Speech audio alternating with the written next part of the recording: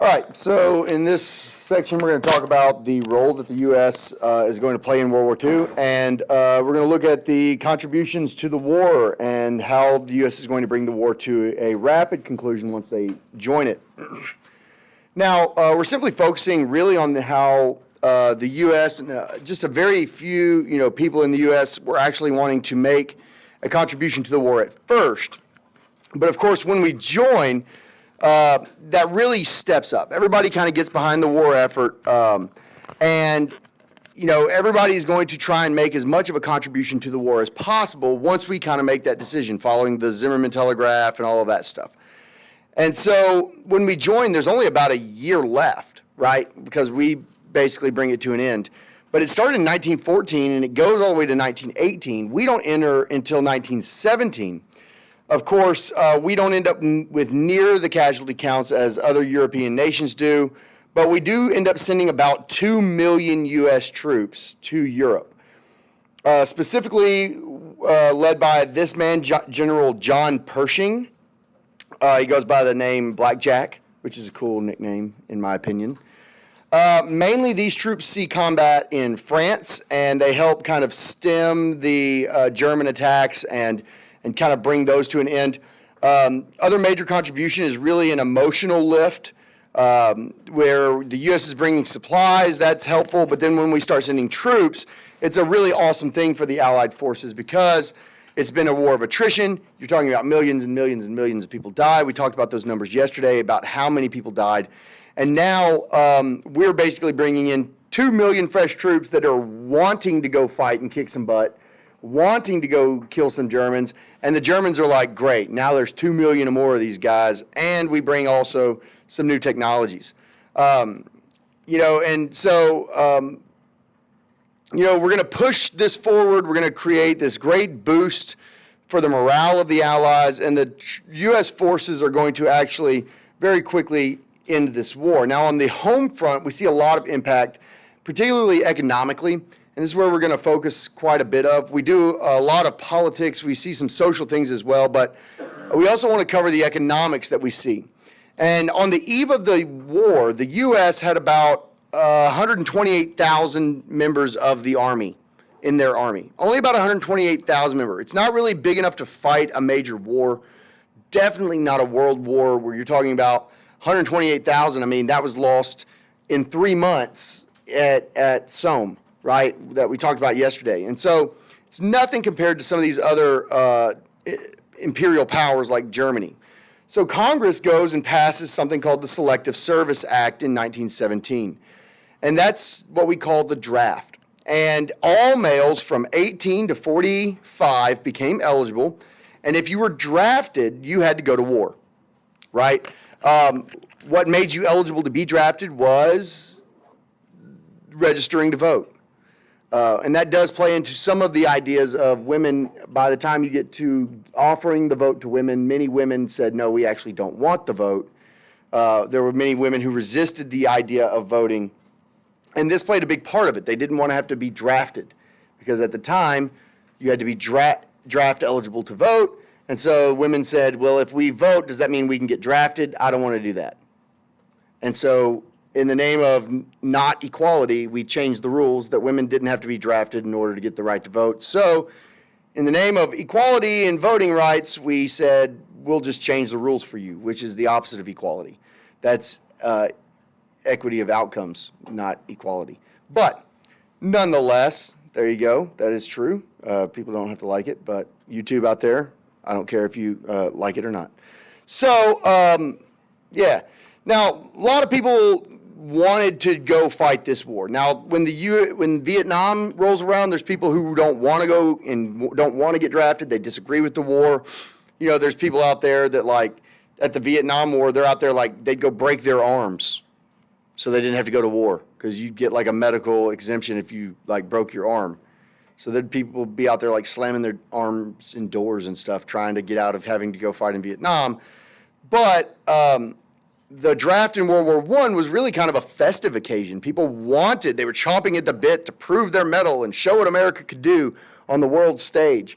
And this is kind of this confidence that America has as we have gone through, you know, the whole big stick diplomacy. We've got this major confidence that, hey, we can beat anybody. We can whoop anybody. Nobody wants to mess with us. Let's go show them, right? Which is kind of crazy. You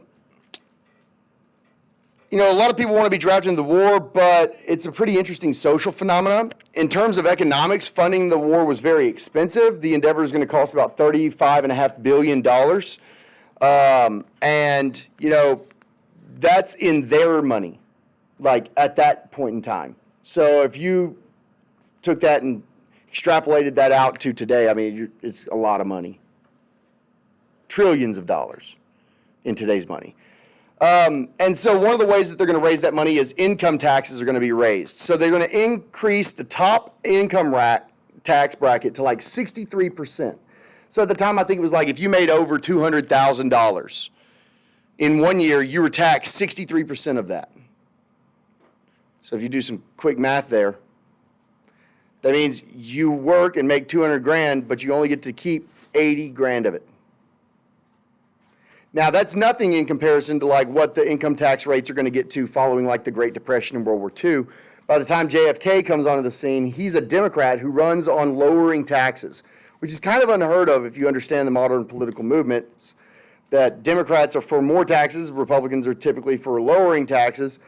JFK ran on lowering taxes because I believe when he was running, the top tax bracket was like 92%.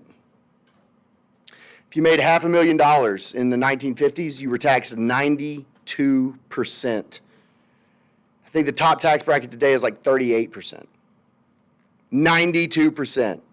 Can you imagine making $1 million and then being like, you get to keep 80 grand of it? Like, that's legit the numbers. So that's kind of crazy. What was your question? Yeah, probably. Also, you know, people Was like. that why the Depression got so bad then? No, the Depression got bad for other reasons. But that's how they thought, like the New Deal and all the FDR stuff to get us out of the Depression. That's how, because he spent a bunch of money on growing the government. And the only way you can grow the government and give people government jobs is if the government has money to pay them. So where's the money going to come from? Taxes. So that's why they raised them so much then. Which president, like, officially made it lower, though? It was kind of a process. Yeah, from Kennedy onward, they slowly started bringing it back down. You couldn't just, like, bump it down? Right. So another way was to buy war bonds, which is basically like you're loaning the money, you're loaning personal money to the government. It's basically a loan, okay? And what you would do is you'd go and you'd buy a war bond, and so you'd get like a 2% interest rate on a war bond. And so you buy $50 worth of war bonds, and at the end of the war, the government's going to pay you back, or maybe in 5 years, you bring your war bonds to the, you send them in, and they send you your cash back with a little bit of interest. Okay, so it's basically a low interest loan to the government. It's your way of saying, hey, I'm investing in the government. And you can buy government bonds today. It's possible. In fact, China has bought a lot of them. They have. These get promoted by famous celebrities and personalities, and people go out there and they're trying to do stuff, and then they print these posters like, oh, please do, Dad, buy me a victory bond. Like, they're using children like, hey, you want to buy your kid a Christmas present? Get him a victory bond, right? And basically it's just loaning money like, oh, my daddy bought me a government bond. Did yours? It's total manipulation. It's kind of messed up, but whatever. If you have the funds, you could actually make a pretty tidy profit by buying these bonds. I mean, if you spent $10 million and you get a 1%, interest rate on it, what is that, like? I think that's a 10%. You make like 10 grand for nothing. If you think about it, like that's free money, literally. Or 10 million? Yeah, that'd be 100 grand. So I was thinking 1 million. It would be 10 grand. So like, you know what I'm saying? If you had, $1 million laying around and you wanted some free money, you just buy $1 million worth of government bonds, and in 2 or 3 years you make 10 grand for nothing. And it could have been even more than that, but could have been upward of like 3% or 4%. You know what I mean? And so you have these drives that you really have people that are pushing to try and fund this war. You end up with the Committee on Public Information, which is kind of a weird idea, that the government is going to have a committee that puts certain information. It was our propaganda branch of our government. And they're basically going to try and convince Americans and manipulate Americans in a lot of ways that this is a noble cause and that you need to support it and you need to do everything that you can to support the war effort. And so this is really, really important. Now, this committee really delves into the idea of how much room should the government have to censor or regulate what people can say or do, which, freedom of the press, it's a slippery slope if you start allowing the government to regulate what you can and can't say. But you have stuff like this, like, hey, war bonds, feed the guns. So buy war bonds so we can spend that money on ammunition and, bomb them with war bonds, And so it's really kind of an interesting thing here, the ways in which they really tried to sell these bonds. Economically, the economy really experiences a boom because of World War I. Manufacturing is going to increase by 30%. Real wages of people are going to go up by 20% during this time. Farmers are going to see a huge growth in profitability because all of this food, all the countries in Europe are no longer growing their own food because they're at war, right? And so we have this Great Plains area that's growing lots of food, and now everybody in the world wants to buy America's food. So supply and demand, you go from, in 1913, 70 cents a bushel for corn to $1.52 a bushel for corn. Farmers are going to get really, really far ahead during this time frame. 12 cents a pound for cotton to 29 cents a pound. That's significant growth, right? And so you're looking at this and you realize, hey, this is actually good in a lot of ways, especially for manufacturers of war supplies. We see a shift in the Food Administration. People are not put on rations in the United States, but the government does encourage people to save and kind of self-ration. Don't just cook more than you need, hold on to your food so that it can be, don't go buy more food so that we can send more food to the troops, right? Support the troops. Start your own garden. And in fact, you could send a letter to the government and they'd send you a booklet about how to grow plants, and they'd send you seeds, and they'd send you all these things like, hey, grow your own vegetable gardens. And you have a lot of that happening, and you're going to see that even bigger way in World War II. There is some dissent and intolerance going on also. We see this happen big time in World War II with Japanese Americans, where we just say, hey, you're Japanese, you bombed Pearl Harbor, put you in an internment camp. That's where we just locked people up in internment camps for being Japanese. Yeah, we did that in America. But we also have some problems like during World War I, Germans, we don't like them. People was like, we don't like them dang Germans. And Germans were like, yeah, you should like us. We are very nice. We are not like the ugly Germans that are over in Europe. We are very nice Germans. And we were like, nope, not going to listen to you. And so we end up passing two acts that are disturbing in a lot of ways.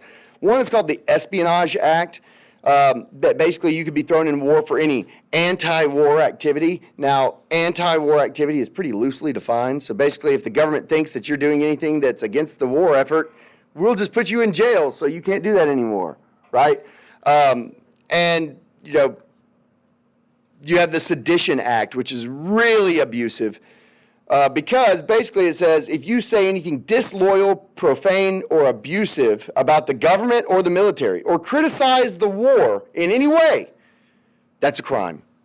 So if you have a newspaper, even though we have freedom of the press, and you're like, yeah, and freedom of speech, and you have a newspaper and you go out there and you print something like an article that's like, maybe this war isn't something we should be involved in, the feds would show up and arrest you. That doesn't sound like America. But we did it, and yeah, it sucks.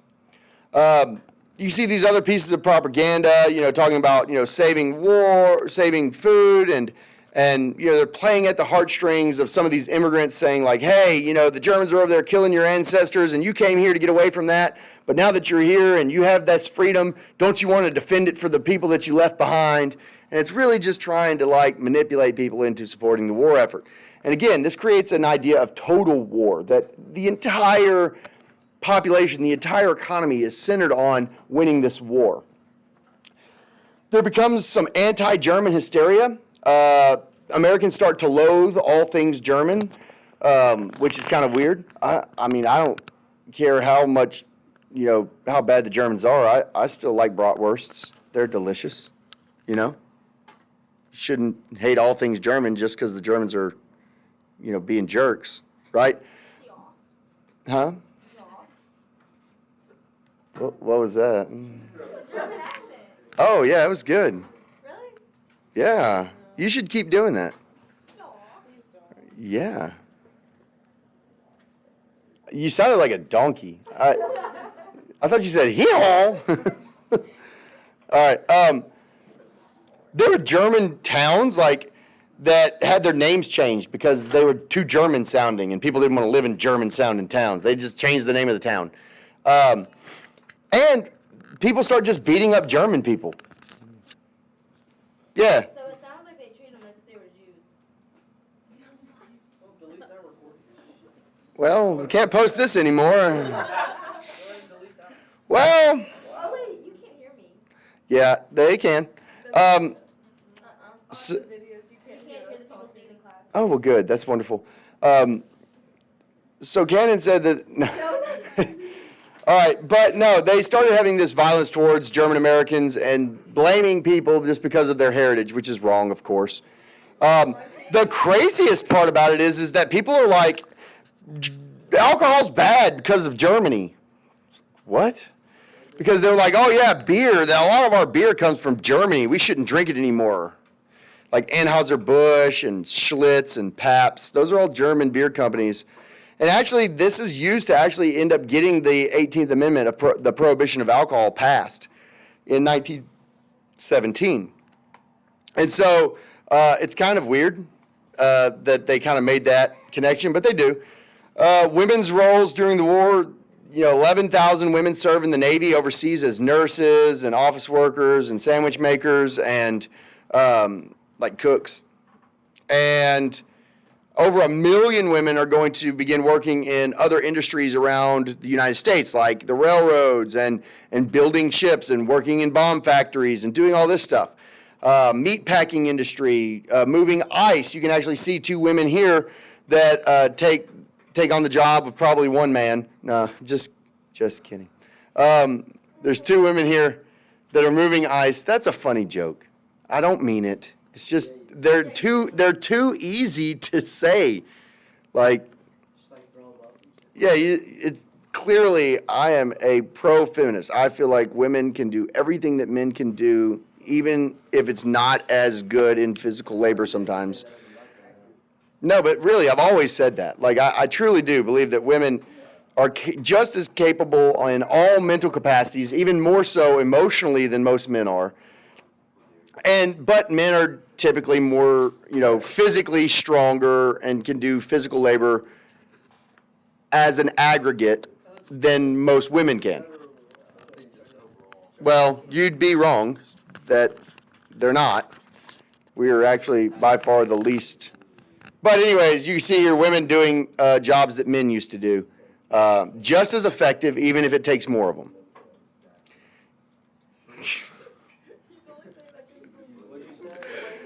Nothing. And so then here you also have some more women that were, I guess, working on a boat, and that's great. Probably not. It did have to stop for directions a lot more often, but yeah. No, like, here's the thing, guys. The fact that women had been held out of these jobs, for real, is ridiculous. And I think that this really does go to show that women are just as capable as doing some of these physical labor jobs, that women were seen as fragile, that they simply couldn't handle the stresses of a workplace. Like, And this time when women have to step up because the men get drafted and go to war, and women are able to step out of the house, they really do prove their worth to society in ways that society pretty much had tried to reject that women could do. And I think that that's a huge, huge impact of World War I, because it's very shortly after World War I that when men come back and they're like, all right, women, back to the kitchen. And the women are like, no, we've now discovered that we're way more capable than you let us ever try to be before. And we're not going to just go back to being this domestic life, right? We want jobs. We want opportunities. And it is a huge, huge benefit coming out of this. So how does the war end? Well, on October 30th, 1918, the Ottoman Empire declares an armistice, which is a ceasefire. So the Ottoman Empire quits. Then November 4th of 1918, Austria-Hungary, they say, hey, we're out. And Germany's all left, but they only last about another week. And it's kind of crazy that when Germany surrenders, basically say, hey, ceasefire, there's actually recordings out there of this happening. That the moment that Germany basically says no more shooting, it goes from, there's somebody that was recording out basically on the Western Front, and you hear these big giant artillery guns, boom, boom, boom, boom, and it's constant. You've got like, and basically that's how it had sounded for 6 years, or 4 years, or however long, and just boom, boom, boom, boom, boom, and then all of a sudden, it's like, boom, and silent. And it was the first silence that those areas had heard in years. And it was just like, boom, turn off the water faucet of sound. And it kind of, gets this idea of like All Quiet on the Western Front, which I believe is also a movie and a book.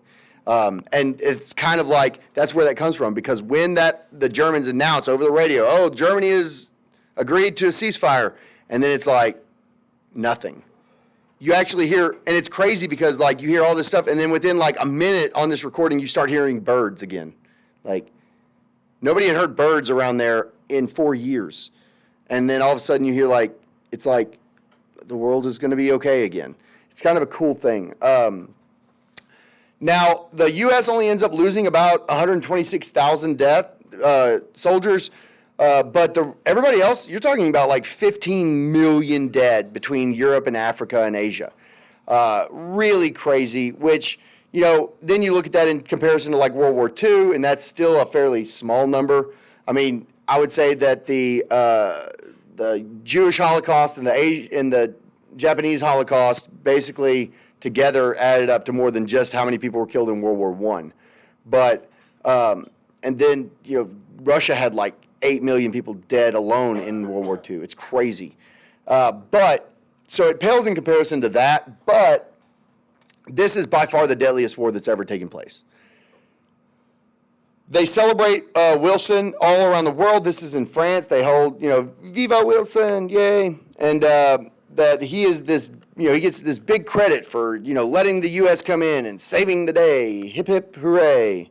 For he's a jolly old fellow. And that's wonderful for him. The end.